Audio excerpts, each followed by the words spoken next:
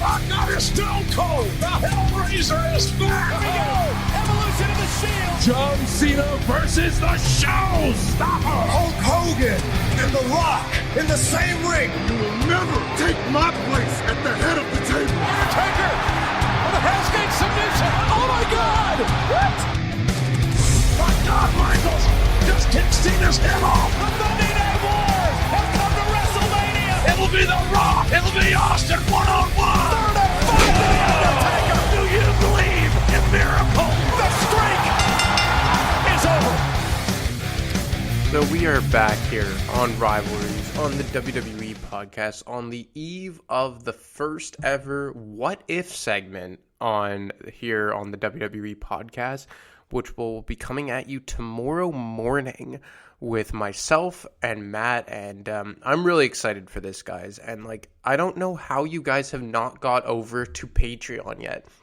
For just $1 a month, you get all of our shows ad-free, and now with exclusive content like Wrestling Nostalgia, my personal favorite here on the WWE podcast. Now we're going to have the What If segment coming at you every single Saturday morning. Mimi Burris has had a couple of shows of her own that will be exclusive to the Patreon page for us. So look, I don't know what you guys are doing. Get over there. But that's not why you guys are here. We're not here to talk about Patreon. We are here to talk about rivalries. And last week, we talked about a rivalry that spilled all the way into 2020. And in a lot of ways, just culminated back in early February when Edge and Randy Orton had their match on Monday Night Raw following Edge's return and victory at the Royal Rumble. But that got me thinking of more recent rivalries and ones that really meant a lot in the last 5 or 6 years. And that's why we are going to go back to 2016 for John Cena versus AJ Styles. And I gotta tell you, now looking back on it, as this was one of John Cena's, if not his last official rivalry as a full-time competitor with the company, it really makes you appreciate and kind of miss what John Cena brought to the table. Because by 2016, he really had slid back into not irrelevancy, but he had taken a back seat to kind of give the reins to the other competitors. You know, by this point in 2016, it had been 3 years since he main evented a WrestleMania, when he did so with The Rock at WrestleMania 29 in New York to win the WWE Championship in their second installment of their out of their two matches. And then WrestleMania 30, you have him defeat Bray Wyatt. WrestleMania 31, he defeats Rusev for the United States Championship. And then at WrestleMania 32, he didn't even have an official match. He returned briefly to help The Rock beat up on the Wyatt family. So John Cena was really no longer part of the main event picture in WWE. And it's weird to think about because, when you think of John Cena, yes, he had quote-unquote buried Wyatt and buried Rusev, but when he was utilized in that upper mid-card role, specifically when he won back the United States Championship at WrestleMania 31 in 2015, it was crazy how much value John Cena brought to it. And, he had the historic open challenge, which I believe they still kind of kick tires on from time to time. They're alluding to it now with Sheamus, although he's a heel, so he's not quite doing it like Cena. He had a couple of amazing matches on Monday Night Raw with Cesaro. And it was just crazy to me how John Cena willingly took a backseat to win, let's say, a mid-card championship, because let's go back and look at the faces of the company that preceded Cena. Like Triple H, did he ever win the Intercontinental Championship after he kind of dominated Raw during the Ruthless Aggression era? Did Stone Cold Steve Austin win the Intercontinental Championship, in 2001 when he dropped the title to Kurt Angle? Or 2002, rather. Ditto with The Rock. I don't think Hulk Hogan ever won a championship aside from the WWE World title. So it was really unusual for us to see, for, not to use the Shane McMahon cliche, the face that runs the plays willingly step back and kind of give the reins to the newer competitors. Because by 2016, this was right around the time when Roman Reigns was really getting pushed to the moon, or Seth Rollins, although he had been hurt since Survivor Series of 2015, he was kind of being pushed as the new face of the company on the heel side of things. Dean Ambrose as well. He won Money in the Bank in 2016. You had Kevin Owens just being recalled. You had a hot rookie in Baron Corbin, who, that's a whole nother different discussion for another day on what happened with Baron Corbin, but it really was ushering a new era. But in 2016 at the Royal Rumble, we had someone make his debut in the company that was a very big name in the wrestling world to this point, and had been for about a decade, but it never stepped foot inside a WWE ring. This is key for Roman Reigns. Keep the numbers down. Keep the advantage in your corner.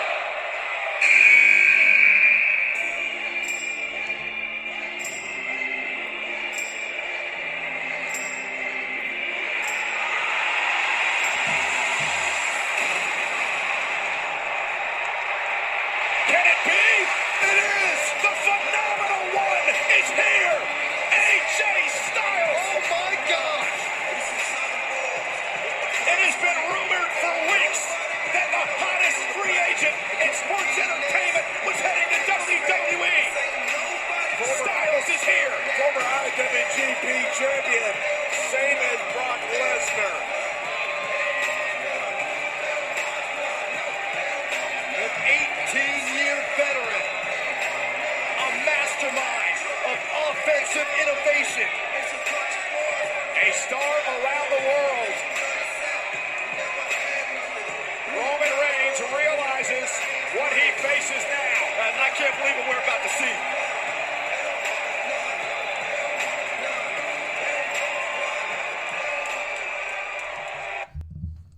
So AJ Styles makes his debut in WWE after 18 years in the wrestling business. And I gotta say, I never really knew what he was all about until he started in WWE. Like, I knew who he was. When I thought of TNA/Impact Wrestling, I thought AJ Styles. And I always remember him being the X Division champion. If I'm not mistaken, that's kind of like the TNA equivalent to the Intercontinental Championship. And he was kind of like that face of Impact Wrestling, or TNA. I don't even know what it is. I know it started as TNA, now it's Impact, whatever. I never really watched it. But like, I knew who he was, and he was almost kind of like my perception of like who I thought Sting was. Like a homegrown talent for that wrestling promotion that had never stepped foot inside the WWE ring.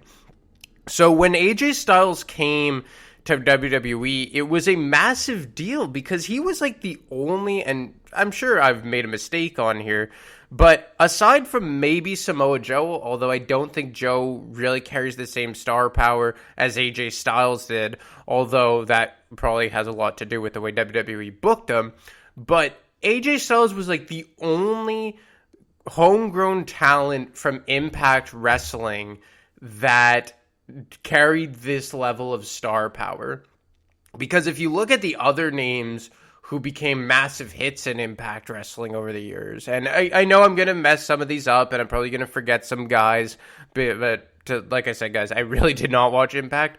But just from like a WWE fan perspective, there was Kurt Angle, there was Sting, Matt Morgan had a solid run there, Jeff Jarrett, and I believe, who else? Didn't Hogan have a run there? Mick Foley, Ric Flair. Like, all of these guys came from WWE or WCW in the case of Sting. But AJ Styles was that one guy who was like the purebred TNA Impact guy, along with Samoa Joe. So those two guys. But again, I believe Samoa Joe was already in NXT by 2016, and AJ Styles just made the jump directly to the main roster, as he should, in my opinion. There would have been no point to stick AJ Styles in NXT. So AJ Styles comes in, and I gotta say, he hit the ground running, and he instantly became one of my favorite guys to watch on Monday Night Raw each and every week. And he actually kicked things off with a program with Y2J. You know, they had Y2AJ, and I believe they had a match at Fastlane or Elimination Chamber. And then they eventually had a match at WrestleMania 32, to which AJ Styles got the victory over Jericho. And then right around May of 2016, John Cena made his return to the company. And these two were almost running, I don't know if parallels is the right word, but you kind of had John Cena, who was like the pure WWE guy from 2005 to this point in 2016, and AJ Styles was the exact same thing and his direct counterpart over on Impact Wrestling. So it almost made too much sense here for them to cross each other's paths out one way or another. And the first time they would cross paths, we would see a mutual respect for one another. Or so we thought.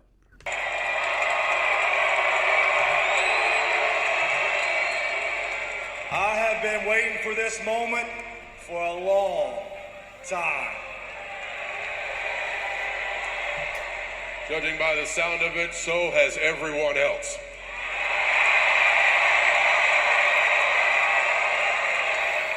Here's the thing. I know we've been in two different worlds, but here we are right now in this very ring. I just wanted to come out here and be one of the first to say, welcome back.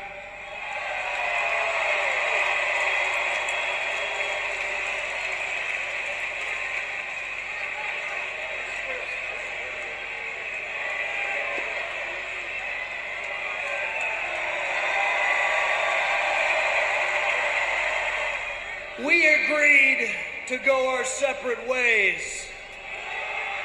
And you saw the way that we went earlier with the New Day. And now it looks like the way that you're going is sucking up to John Cena. We're not here to kiss ass. We're here to kick it.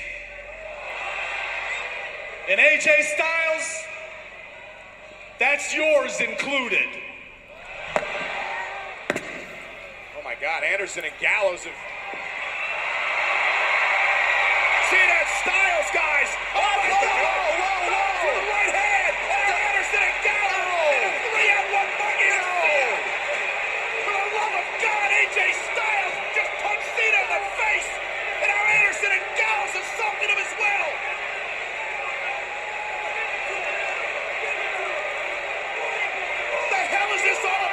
John Cena said a lot of things have changed. A lot of things have changed. Oh, man, the boot from Gallows. Enough.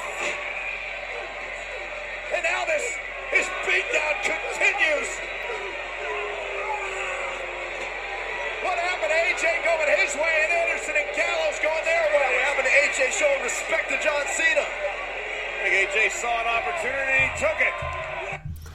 So just when you think it would be this great mutual meeting of two highly respected competitors, AJ turns heel for the first time in the company and really kind of pulls a fast one on John Cena.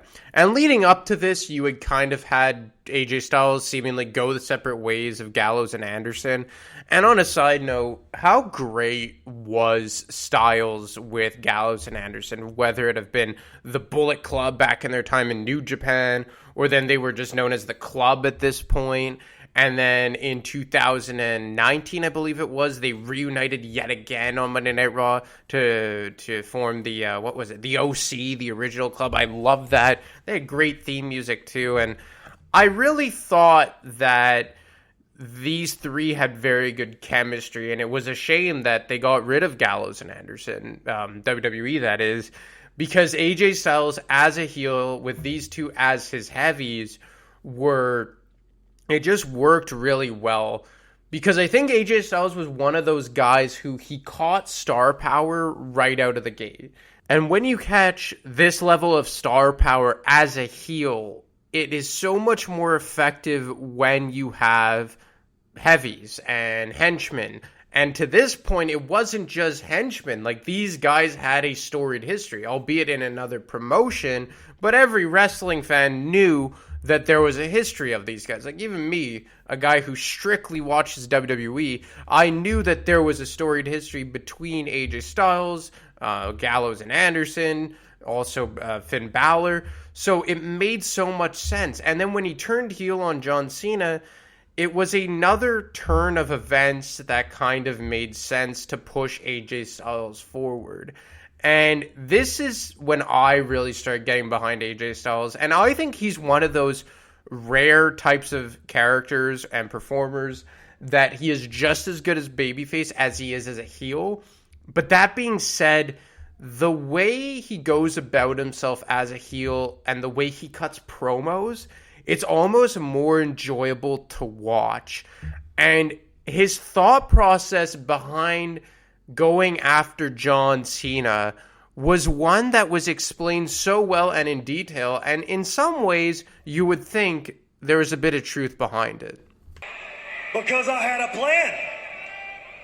And that plan was to get in the ring with you, shake your hand, look you right in the eyes, and punch you right in the face.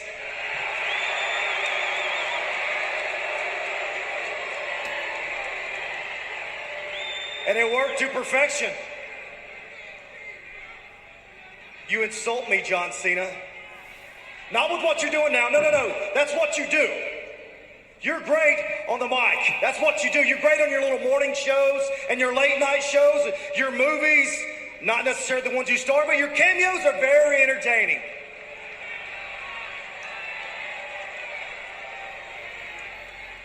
But you insult me every time that bell rings.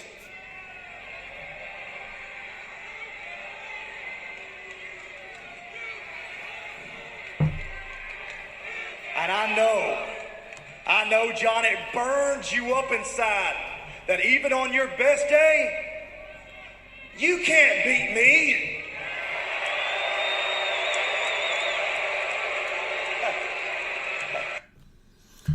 So AJ Styles playing the classic heel role, and he was not the same character. Like, it's crazy how much characters evolve, but it was a point where AJ Styles, I think, not that he grew stale already. Like, my God, he had just been in WWE for, 4 months at this point?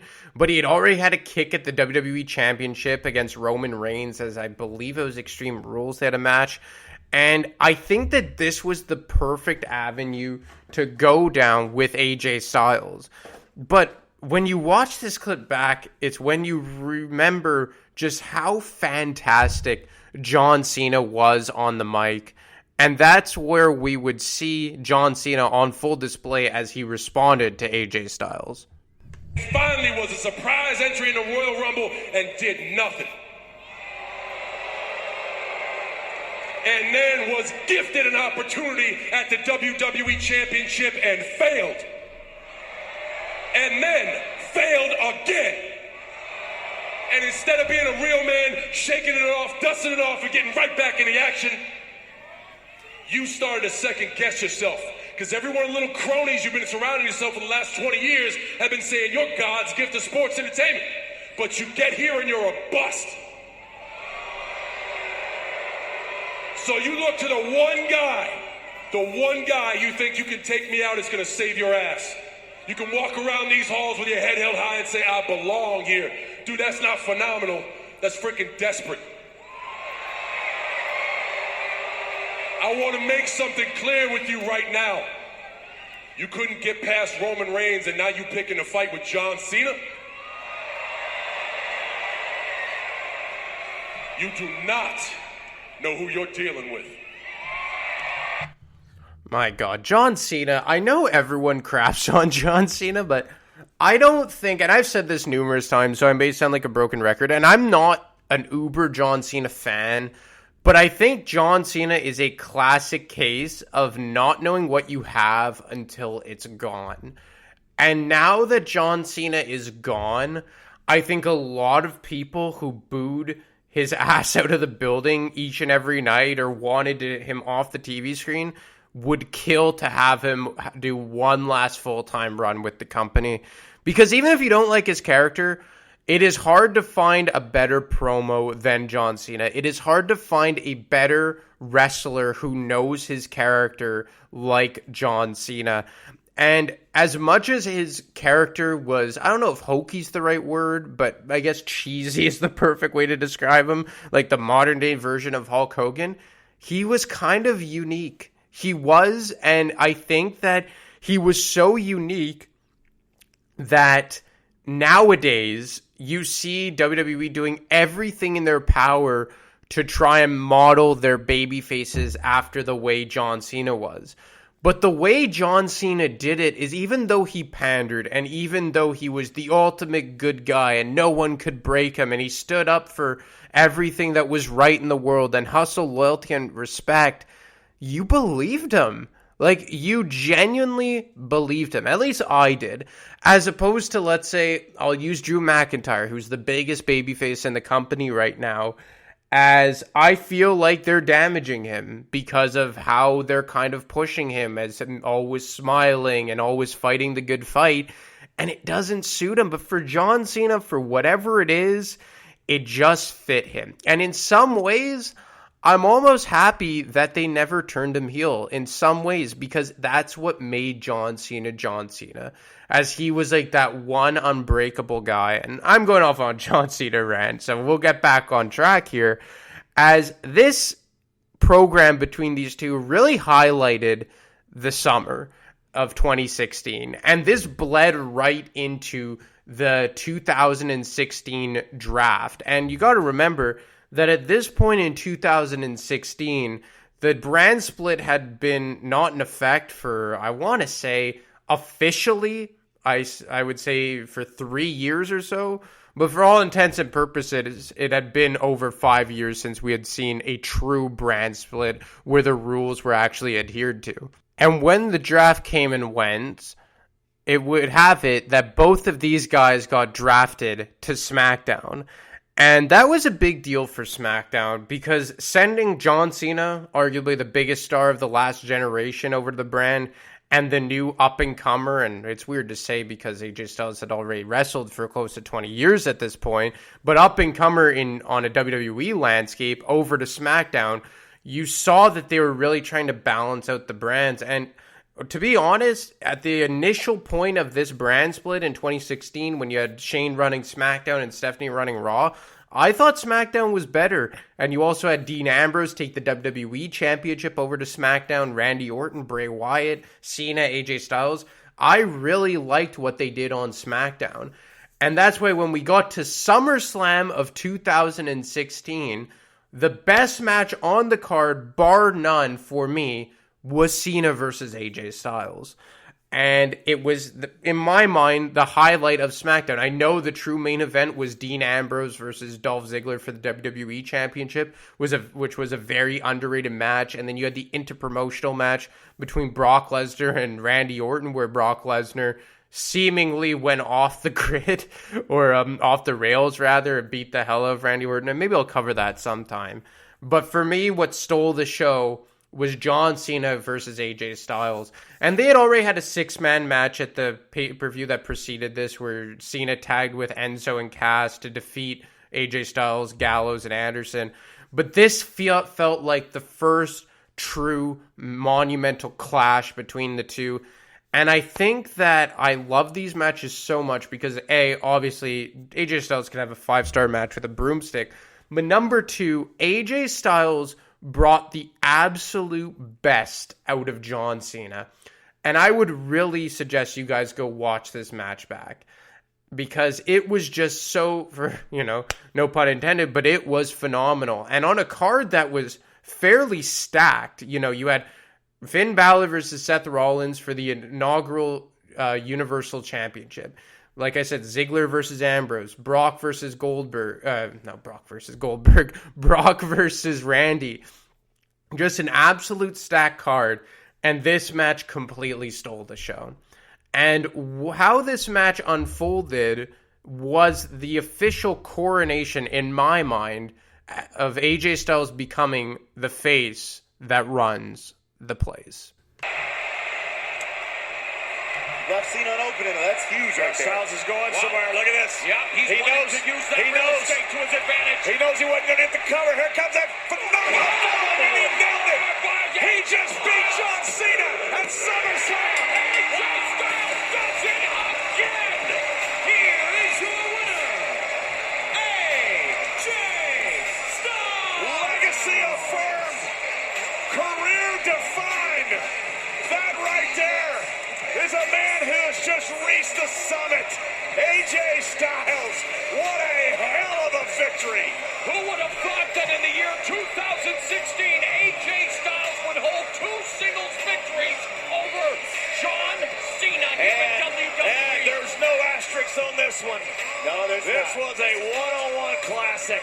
This was a battle of 2 incredible champions. Neither one to give an inch. So AJ Styles gets the big victory on John Cena, and this sent Cena away for on and off about 4 months, because AJ Styles won the WWE Championship away from Dean Ambrose at, I believe it was actually Backlash, at the pay-per-view that followed this in September. And then at No Mercy in October, John Cena came back, and there's a triple threat match between the three of them with Ambrose and AJ Styles, to which AJ Styles retained the championship yet again. And John Cena quickly went back away following that match. So this was right around the time when John Cena was really stepping away from WWE, but he was coming back for like random full-time runs here and there and a bit of everywhere. Oh my God, I just rhymed a bit. Look at that, guys. But it really, as JBL said, although AJ Styles already had one singles victory over John Cena before this one at SummerSlam just felt like the stamp of approval. Like AJ Styles is one of the main top guys here in WWE. And just 7 months into his career with the company. So this really kicked off the main event push of AJ Styles, and he held that championship all the way into 2017. And when he was well into his WWE championship run, and by the end of December he was 4 months into it or 3 months into it, John Cena finally made his return to the company following Christmas. And when he returned, he had an announcement that many people, including AJ Styles, weren't exactly thrilled about. Me, Baron Corbin. Now I know you guys straight up don't like him, but that's okay, because he probably doesn't like you either. But just remember, that doesn't mean he can't walk out of here a champion tonight. Or will it be the phenomenal one, AJ Styles?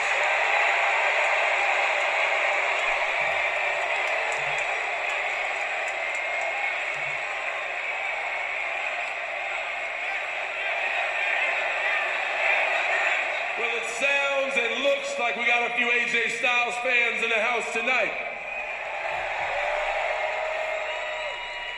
You can actually add me to that list. Because the champ that runs the camp has made a year out of telling people they don't want none. They don't want none. But tonight, can he do it one more time? We will see. So with a star-studded championship main event, that brings me to the question, what the hell am I doing here?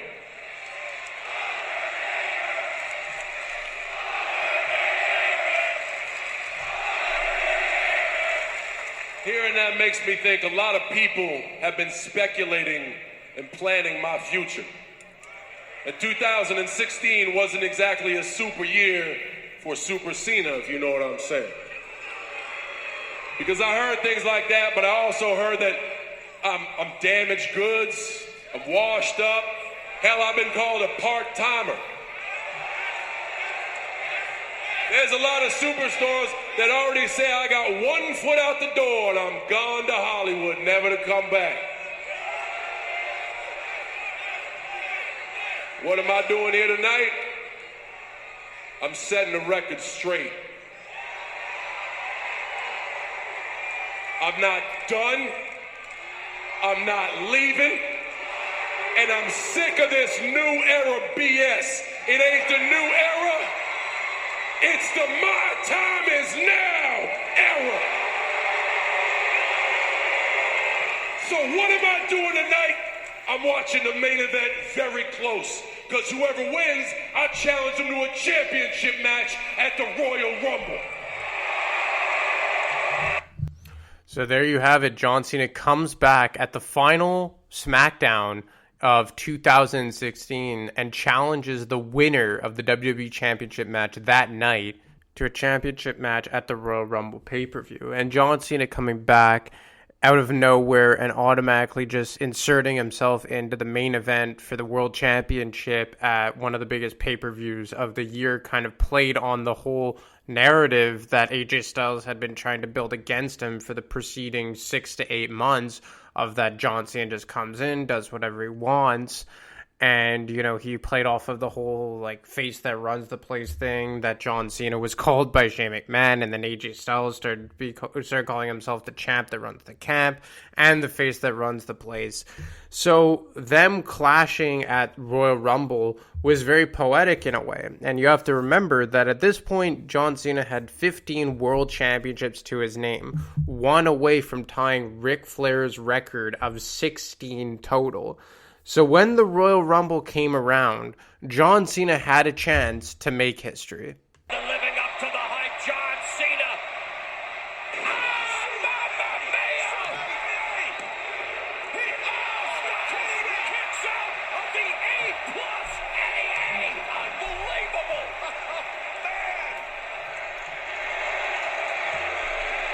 And the look on John Cena's face says it all. Disbelief. Bewilderment.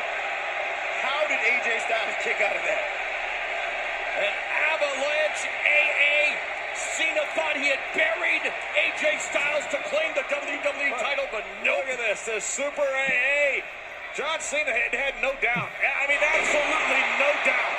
He had just won the WWE Championship. Oh, and Cena, again, lifts AJ Styles.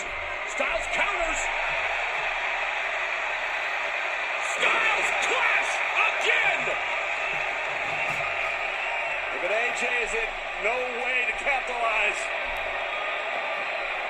There have been so many tremendous counters. Look, it's a tremendous counter. AJ Styles hits that on somebody else. AJ Styles hits that a different time. He wins the match right there. Combat Sports has served up a bevy. None as good as this. Cena gets Styles again. AA one more time. Oh my, what? Wow. The message sent loud and clear by John Cena. History at the Royal Rumble. Here's the winner and the new WWE Champion, John Cena. So 3 times the charm for John Cena as he captures the WWE Championship. And I think this was the best match of their trilogy. And John Cena getting the victory after, as Mauro Ranallo called it, the Super AA off the second rope. Then he picks up AJ Styles before he could hit the phenomenal forearm. 1 AA, rolls over, picks him up again, second AA, and good night the lights for AJ Styles, and Cena ties Ric Flair's record for 16 world titles, and this would be his last world title victory to date, and that is 4+ years now that John Cena has held the World Championship in WWE, or any championship for that matter. And he only held it for a couple weeks because he dropped it at the very next pay-per-view inside the Elimination Chamber to Bray Wyatt. And I believe that was only a 2-week-long reign for Cena, as he had a short program with The Miz that culminated at WrestleMania in the mixed tag team match of him and Nikki Bella versus Miz and Maryse. And then following WrestleMania 2017, WrestleMania 33 in Orlando, He had a couple of short runs here and there, had the short program with with Roman Reigns in October of 2017, but this victory over AJ Styles was pretty much the last time John Cena would be a prominent figure in the company, and we are over 4 years removed now from John Cena being the world champion and the face that runs the place. And I just love the way they booked this because it protected AJ Styles, giving him 2 out of the 3 victories, but they also give John Cena that little bump of the final victory, the lasting image of their rivalry, which culminated in that match that had him winning his 16th WWE World Championship. And it really was 2 faces of their respected companies of their generation colliding for, in all intents and purposes, a dream rivalry for many. And for me, one of the best rivalries in the last number of years in WWE. And one that really puts SmackDown on the map in the new era of the brand extension. Because without John Cena and AJ Styles, I know Dean Ambrose was also a face of that initial split of SmackDown and Raw. But without these two and this historic rivalry, and yes, I'm saying historic rivalry, I don't think SmackDown fully gets off the ground. But anyway, guys, that's all I got for you today. As always, check out me on Twitter at ADamarco25. You can check Matt on Twitter at wrestling_audio, or you can email him at realwwepodcast@gmail.com. And don't forget to subscribe to Patreon. We will be back at it tomorrow. We're not back at it. We will be at it for the first time tomorrow with our What If segment that will be dropping tomorrow morning. So be sure to get over there and subscribe for just $1 a month. Anyway, guys, stay safe out there, and I'll talk to you next time.